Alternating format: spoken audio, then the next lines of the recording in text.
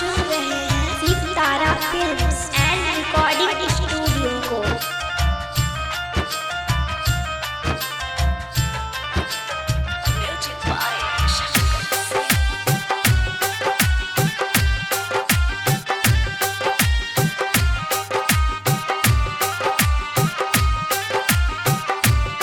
सितारा films and recording studio, Thadi Vaishali Lalpur.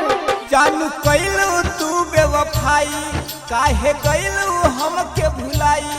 जानू कैलू तू बेवफाई, काहे गैलू हमके भुलाई। हम तो सपना सजवले रहनी तोहरा बारे में। ये जानू कैसन बाड़ू जाके ससुरारे में। ये सोना कैसन बाड़ू जाके ससुरारे में।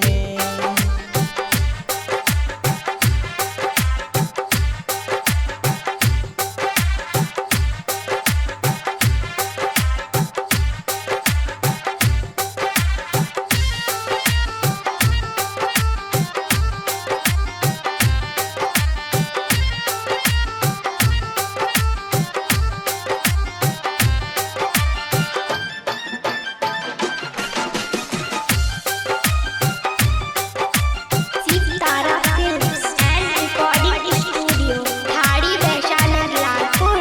ए जानू बतला तो हमके कैलो वादा कैसन। 16 के उम्र में काहे दिहलू धोखा ऐसन।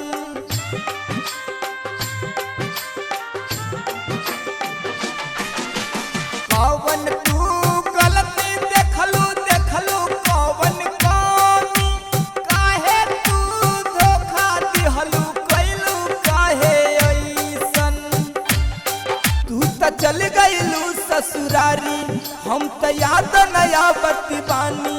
तू तो चल गईलू ससुरारी, हम तो याद नया बत्ती बानी।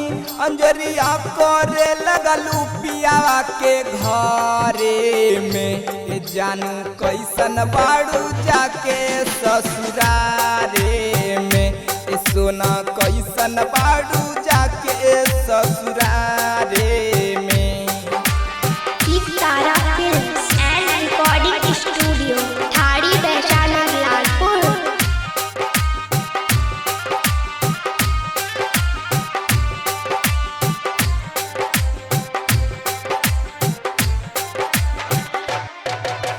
शादी से पहले कहत रहलू छोड़ा बना कलाई। अब का भइल डियर गइलू हमके भुलाई। आप सुन रहे हैं सितारा फिल्म्स एंड रिकॉर्डिंग स्टूडियो को। सूते नी जबरतिया में ताया बेला रोई। याद आवेलू जब तू मना करे जोहरिया खाली। तोहके विक्रम कैसे भुलाई, अभिषेक साथ मरी जाई। तोहके विक्रम कैसे भुलाई, अभिषेक साथ मरी जाई। लाश जाई अपना कहल गाँव घाटे में। ये जानू कैसन बाड़ू जाके ससुरारे में। ये सोना कैसन बाड़ू जाके ससुरारे में। जानू कैलू तू बेवफाई, काहे गैलू हमके भुलाई। जानू कैलू तू बेवफाई, काहे गैलू हमके भुलाई। हम तो सपना सजवले रहनी तोहरा बारे में। ये जानू कैसन बाड़ू जाके ससुरारे में। ये सोना कैसन बाड़ू जाके ससुरारे में। Sitara films and recording studio, Thadi Vaishali Lalpur.